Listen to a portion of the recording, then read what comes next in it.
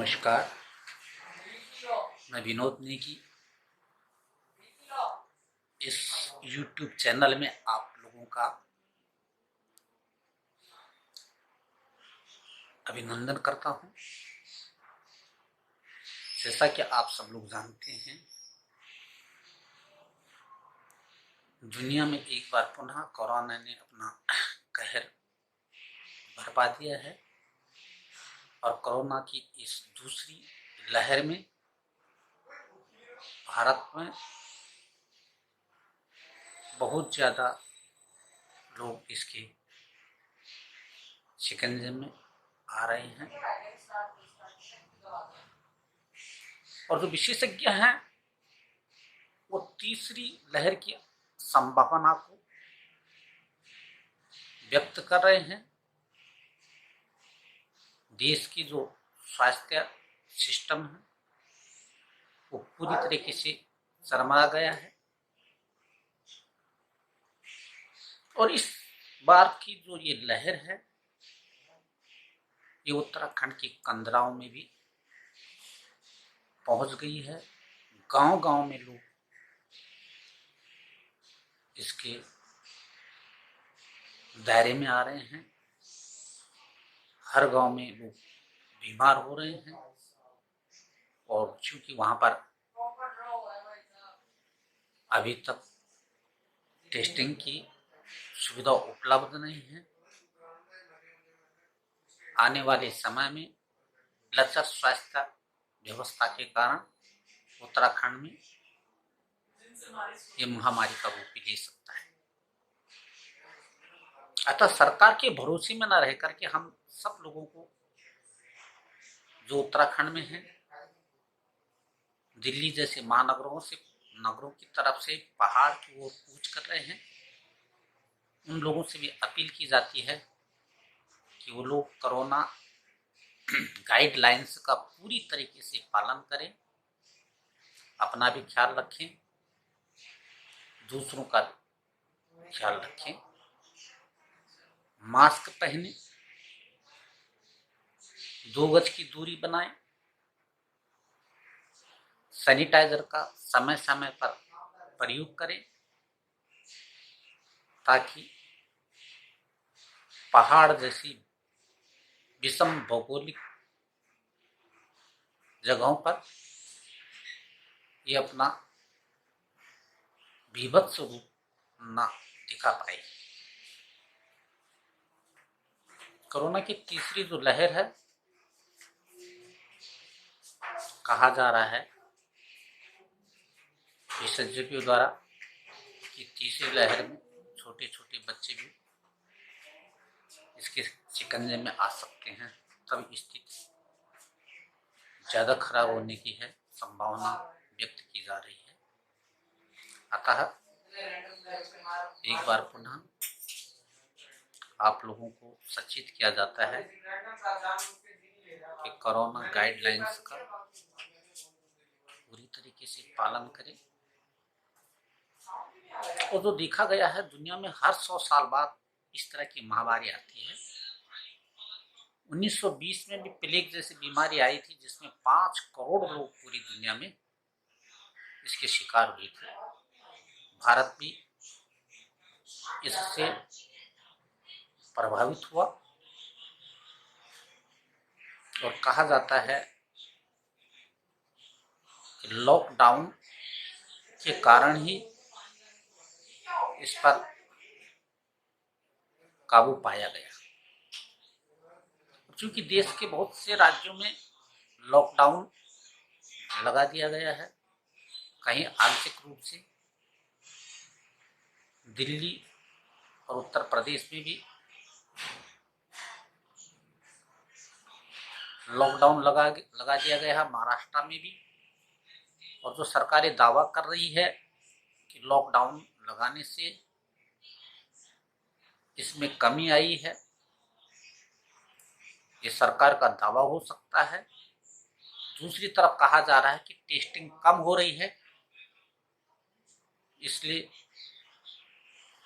इसके आंकड़ों में कमी दिखाई दे रही है। चलो जो भी है, हम लोगों को खुद अपना बचाव खुद करना है, घर पर रहे, सुरक्षित रहे, जरूरी हो तभी घर से बाहर निकले। आज इस वीडियो में चर्चा की जा रही है।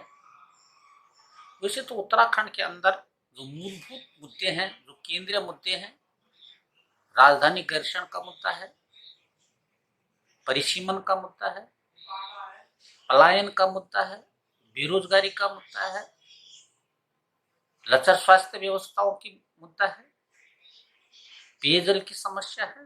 ये तमाम मुद्दे उत्तराखंड में केंद्रीय मुद्दे हैं।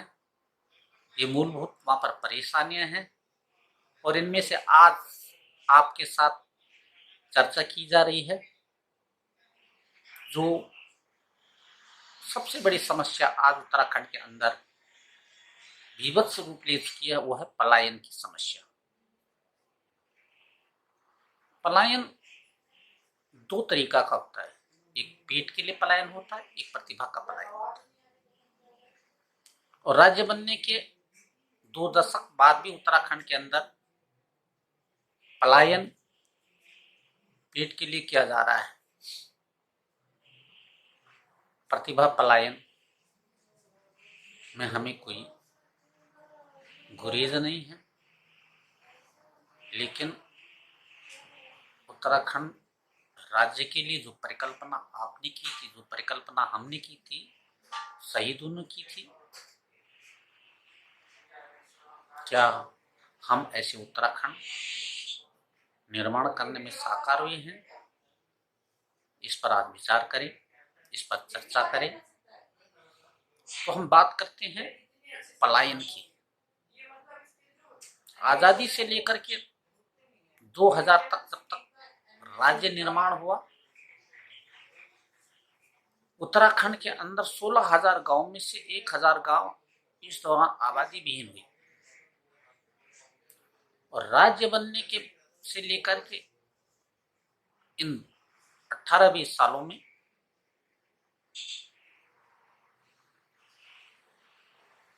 सैकड़ों गांव, एक आंकड़े के मुताबिक 3946 गांव उत्तराखंड के अंदर आबादी विहीन हो गए, भुतवा गांव। तो सबसे दुखद घटना यह है, सबसे दुखद बात यह है, जो लोग राज्य आंदोलन से जुड़े रहे, जिन्होंने राज्य के लिए बलिदान दिया, जिन्होंने अपने पेट को काट करके, अपने बच्चों के पेट को काट करके इस राज्य निर्माण में अहम भूमिका निभाई, जो शहीद हुए हैं, उनके परिवार वाले भी उत्तराखंड से पलायन कर चुके हैं। किस दिशा की वो पलायन किया है, जिसका किसी को अभी तक पता नहीं।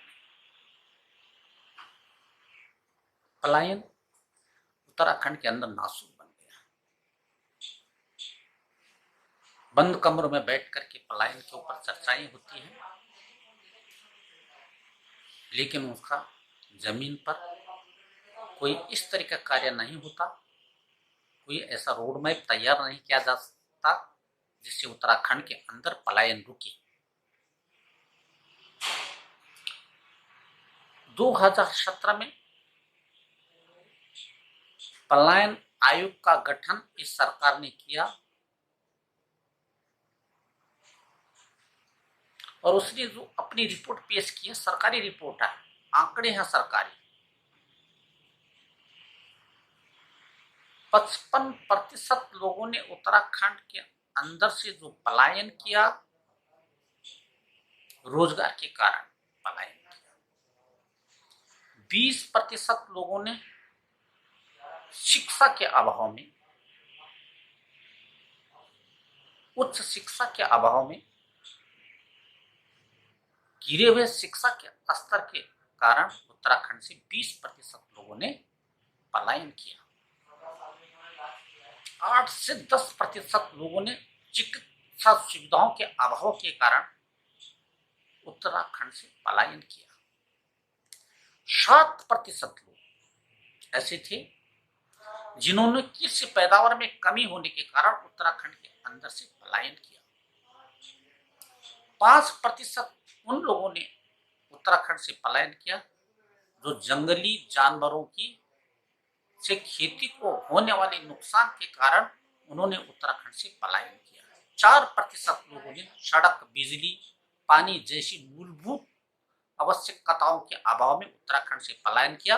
3% ऐसे लोग थे जिन्होंने लोगों को देखा देखी से उत्तराखंड से पलायन किया। ये मुख्य कारण है उत्तराखंड से पलायन के। उत्तराखंड में 56% लोगों ने 35% लोगों ने उत्तराखंड के अंदर राज्य के अन्य भागों में पलायन किया। 35% लोगों ने 29% लोगों ने उत्तराखंड के अंदर से दूसरे राज्यों की ओर पलायन किया और 19% लोगों ने नजदीक के कस्बों में उत्तराखंड से पलायन किया। और जो प्रतिभा पलायन की बात मैं कर रहा हूं, 1% से भी कम 0.96 लोगों ने देश के बाहर पलायन किया। ये वहां की पलायन आयोग की रिपोर्ट है जो उन्होंने सरकार को सौंपी। लेकिन उत्तराखंड, ये सरकारी रिपोर्ट है, उत्तराखंड में पलायन होने से गांव के गांव खाली। उत्तराखंड जिस उद्देश्य के लिए बना था उस उद्देश्य में हम सफल नहीं हुए और जो राज्य का जो कुछ ही जिलों में राज्य बनने के बाद विकास हुआ वह देहरादून है, ऋषिकेश, रुद्रपुर, नैनीताल, ये ऐसी जगह है जहां विकास हुआ है। और जिस उत्तराखंड पर्वतीय राज्य की परिकल्पना की थी, राज्य बनने के बाद उस राज्य की और ज्यादा दुर्दशा हुई। हम दिल्ली जैसे शहर में बैठ करके उत्तराखंड के विकास की बात करते हैं।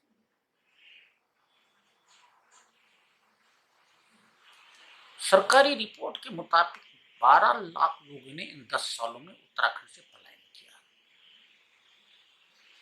ये आंकड़े हैं, ये सरकारी आंकड़े।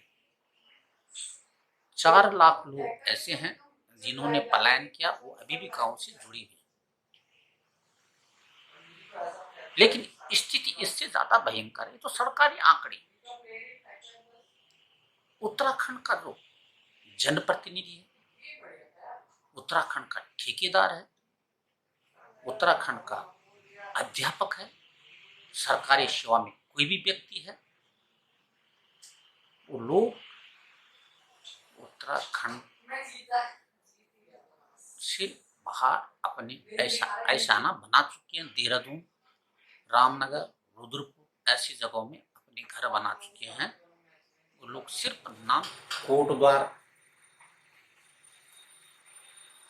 बाबर जैसी जगहों में अपने मकान बना लिए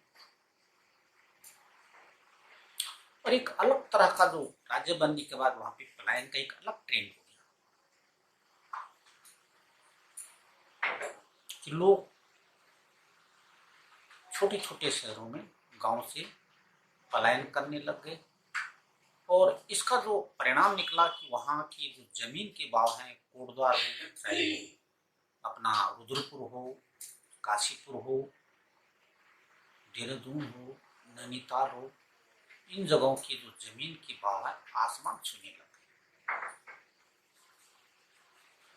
उत्तराखंड में जो वहां का जो पशुधन था, उत्तराखंड में जो जमीन थी,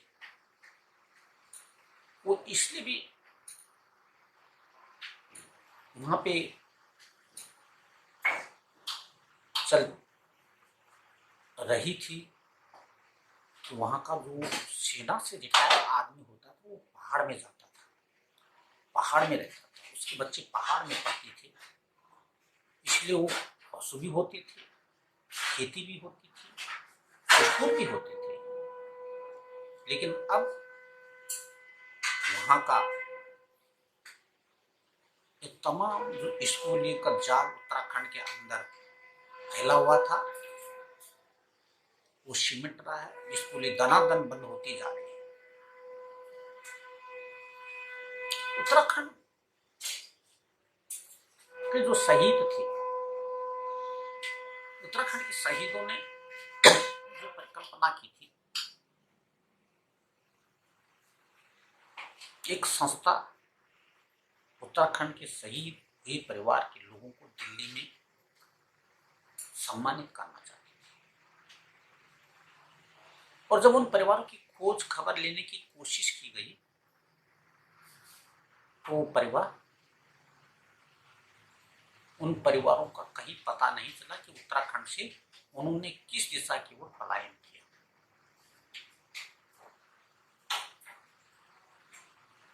उत्तराखंड में जो पलायन है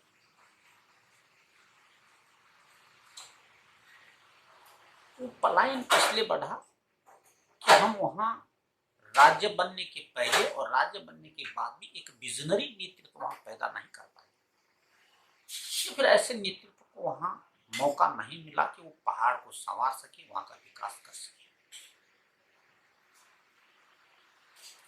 2002 में जब नारायण दत्त तिवारी उत्तराखंड के पहले मुख्यमंत्री बने तो हमें एक आशा थी कि वो पहाड़ के एक बड़े नेता हैं, देश के बहुत बड़े नेता हैं, तो उनके नेतृत्व में पहाड़ में हिमाचल की तरह विकास होगा। जसवंत सिंह परमार ने हिमाचल प्रदेश में एक मजबूत नींव रखी थी और उसके बाद के जो मुख्यमंत्री हुए, चाहे राजा वीरभद्र हो और चाहे अन्य हो, उन्होंने उसको आगे बढ़ाने का काम किया। लेकिन उत्तराखंड के अंदर न तो नींव मजबूत पड़ी और न वहाँ ऐसा विजनरी नेतृत्व उसके बाद सत्ता में आए जो उत्तराखंड को एक दिशा दे सके, वहाँ विकास के लिए गवर्नमेंट तैयार कर सके। उत्तराखंड का एक दूसरा जो नकारात्मक पहलू है पलायन का, कि वहाँ आयातित नेता वहाँ चुनाव लड़ने के लिए आ जाते। दिल्ली देहरादून में बैठे हुए नेता उत्तराखंड में चुनाव के वक्त पार्टियों की गणेश परिक्रमा करके, केंद्र में नेताओं की परिक्रमा करके टिकट ले आते हैं। उनको उत्तराखंड की वेदना से कोई मतलब नहीं होता, वो उत्तराखंड की जनता के प्रति प्रतिबद्ध नहीं होते, पार्टी के प्रति प्रतिबद्ध होते हैं। इसलिए पलायन जैसी समस्याओं पर वहां गंभीरता के साथ कार्य नहीं किए गए। उत्तराखंड राज्य भी हमें थाली में परोस करके नहीं दिया, इसके लिए कुर्बानियां दी गई हैं, ये बार बार मैं कह रहा हूं। हमने संघर्ष किया, अपने पेट को काटा इस राज्य निर्माण के लिए, हमने अपने रोजगार को छोड़ा। ऐसे हजारों हजारों उत्तराखंड के नौजवान थे। उत्तराखंड में horticulture, agriculture, tourism, religious places, ऐसे जो वहाँ के हैं, वहाँ के जल जंगल और जमीन उत्तराखंड के लिए आर्थिक रीढ़ की हड्डी साबित हो सकती हैं, जिससे उत्तराखंड की जवानी और उत्तराखंड का पानी उत्तराखंड के काम आ सके। और इसके लिए वहां पर एक विजनरी नेतृत्व की जरूरत है, जिसके पास एक विजन हो, लंबी सोच हो, दूरदर्शिता हो, जो सिर्फ वहां पर अपनी राजनीति, छोटी स्तर की राजनीति करके उत्तराखंड के विकास में रोड़ा बने। आज उत्तराखंड के गांव गांव में छोटे छोटे शराब तस्कर पैदा हो गए हैं और उत्तराखंड में आज भी रोजगार का मुख्य साधन सेना में भर्ती होना है। और जो मेरे पास खबर है, जो मेरे पास सूचनाएं हैं कि उत्तराखंड के नौजवान सेना में भर्ती इसलिए नहीं हो पा रहे हैं कि उनके खून में अल्कोहल की बहुत ज्यादा मात्रा होती है, इसलिए वो मेडिकल में फेल हो रहे हैं। अब रोजगार का जो साधन हमारे पास है, आने वाले समय में स्थिति यही रही तो गढ़वाल रेजिमेंट हो चाहे कुमाऊं रेजिमेंट हो, उसमें भी अब बाहर के युवाओं को भर्ती किया जाएगा। वो साधन हमसे छिन जाने की स्थिति में पहुंच गया।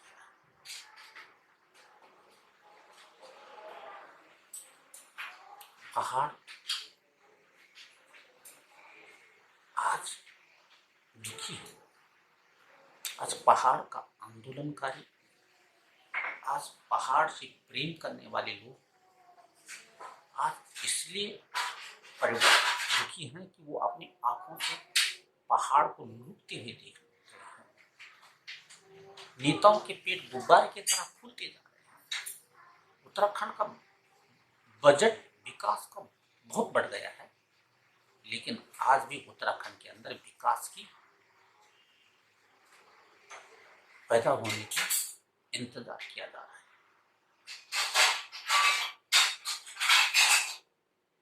सरकारें आई गई, इन 2 दशकों में हमने 15 मुख्यमंत्री उत्तराखंड के अंदर पैदा कर दिया। जनप्रतिनिधि जो गांव के प्रधान नहीं बन सकते वो आज विधायक बन बैठे, तो विकास खाक होगा। विकास के लिए विजन चाहिए, विकास के लिए संघर्ष चाहिए। वो संघर्ष जनता के बीच से पैदा होगा, वो नेता जनता के बीच से पैदा होगा जो उसके पास विकास की वेदना,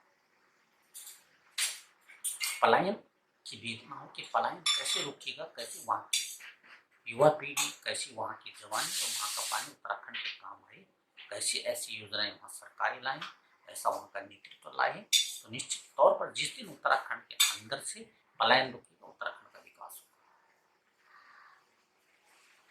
हम विकास की अवधारणा के लिए ही राज्य बनाते हैं।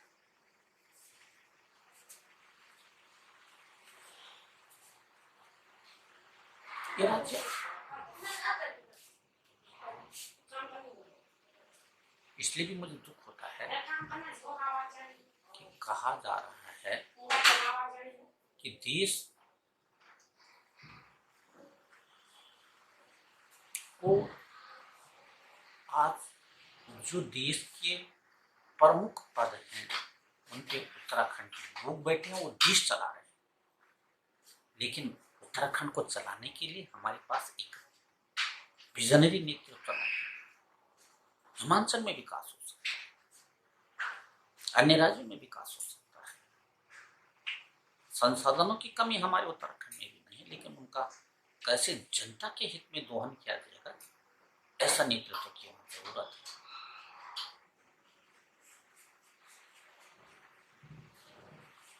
जब तक उत्तराखंड के अंदर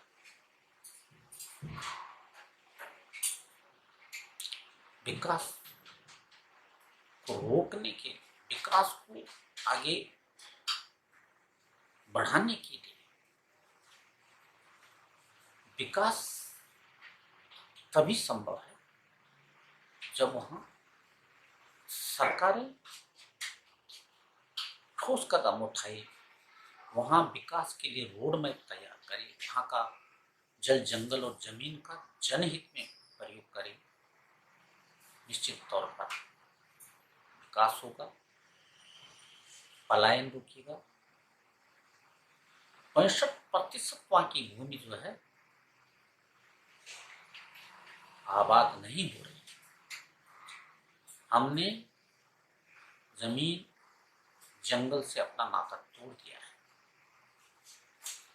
वहां के पशुधन हमारे पास नहीं है जो हमारे कभी जमाने में आर्थिक रीढ़ की हड्डी हुआ करती थी। तो आज जरूरत है उत्तराखंड में एक नई क्रांति लाने की, चाहे कृषि क्रांति हो और चाहे औद्योगिक क्रांति हो और चाहे पर्यटन के क्षेत्र में, ताकि ये जो साधन है ये उत्तराखंड में पलायन को रोकने में कामयाब होंगे। माटी से जब तक हम नहीं जुड़ेंगे तब तक हम पलायन को रोक ही नहीं सकते, ये बात भी सत्य है। बंद कमरों में बैठकर हम उत्तराखंड के पलायन की योजना को नहीं बना सकते, हमें वहां धरातल में काम करना होगा।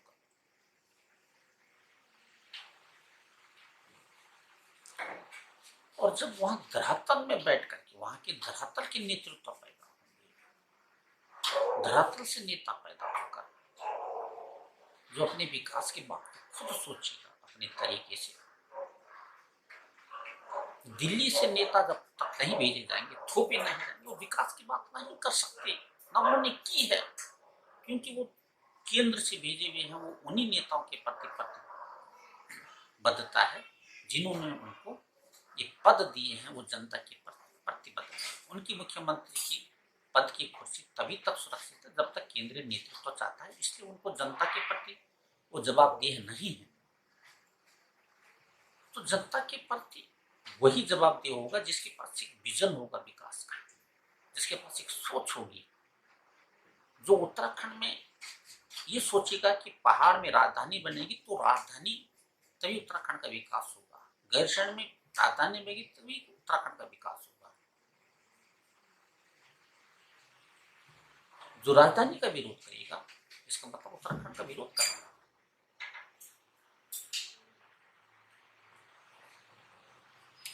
पलायन को रोकने का योजना जो लाएगा, पलायन रुकेगा, रोजगार पैदा करने के साधन लाएगा तो पलायन रुकेगा। भुतवा गांव हो गए हैं,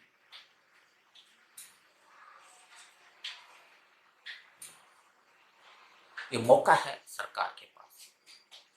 कोरोना का दूसरा कारण है, युवा दूसरी बार पहाड़ को कूच कर गए हैं। उनको किस तरीके से उनके लिए ऐसा माहौल तैयार किया जाए कि स्थानीय स्तर पर ही उनको रोजगार मुहैया हो, तो विकास भी होगा, पलायन भी रुकेगा।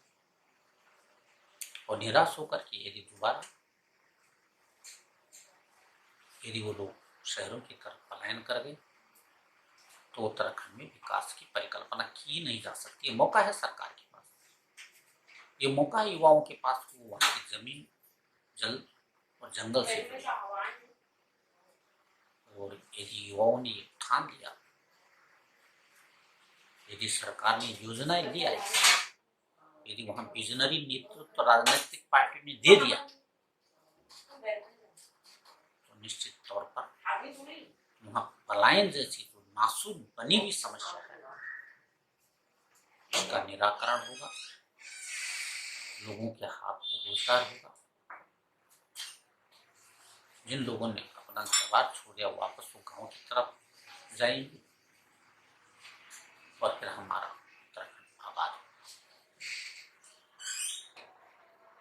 होगा। सबसे बड़ी समस्या आज की तारीख में उत्तराखंड के अंदर पलायन हो गया है। मुंह खोल के चिढ़ा रही है। ये समस्या विकराल रूप ले चुकी है।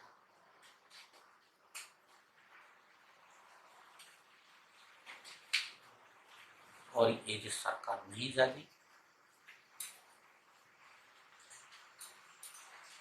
तो फिर उत्तराखंड आने वाले समय में वहाँ की हालत क्या होगी, वहाँ की जो नक्शा है क्या होगा, जिस पहाड़ी राज्य को हमने बनाया, अलग सांस्कृतिक परिवेश, अलग सांस्कृतिक परिवेश जो हमारा है पहाड़ के लोगों का, हमने इसके लिए राज्य बनाया था कि हम अपने भाग्य विधाता खुद बने। लेकिन अब जो अगली बार परिसमन होने जा रहा जनसंख्या के आधार पर उत्तराखंड के अंदर,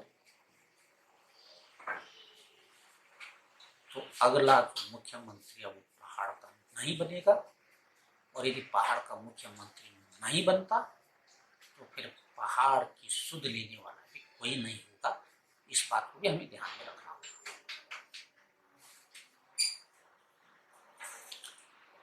अगली वीडियो में हम परिसीमन पर ही चर्चा करेंगे, लेकिन आने वाले समय में परिसीमन यदि जनसंख्या के आधार पर उत्तराखंड के अंदर होगा तो हमारे लिए, पहाड़ के लोगों के लिए बड़ा नुकसानदायक होगा। ये बात हम लोग को समझ लेनी चाहिए। इसलिए यदि हमें पहाड़ को आबाद करना है, यदि हमने विकास के रास्ते पर अग्रसर होना है, तो हमें पलायन को रोकना ही होगा, और बगैर पलायन को रोके हुए उत्तराखंड के विकास की परिकल्पना की ही नहीं जा सकती। मित्रों, आपसे एक बार मैं पुनः विनती करूंगा कि इस वीडियो को ज़्यादा से ज़्यादा शेयर करें, सब्सक्राइब करें, इस वीडियो को लाइक करें, ताकि सरकार तक हमारी और आपकी आवाज़ पहुँचे। सरकार ऐसी योजना बनाए ताकि वहाँ पे पलायन रुके। आपको ये वीडियो कैसा लगा? क्या उत्तराखंड के अंदर विकास के लिए पलायन नहीं रुकना चाहिए? आप कमेंट बॉक्स में जरूर अपने विचार रखें। इन्हीं शब्दों के साथ आपसे पुनः मुलाकात होगी अगली समस्या पर चर्चा करने के लिए।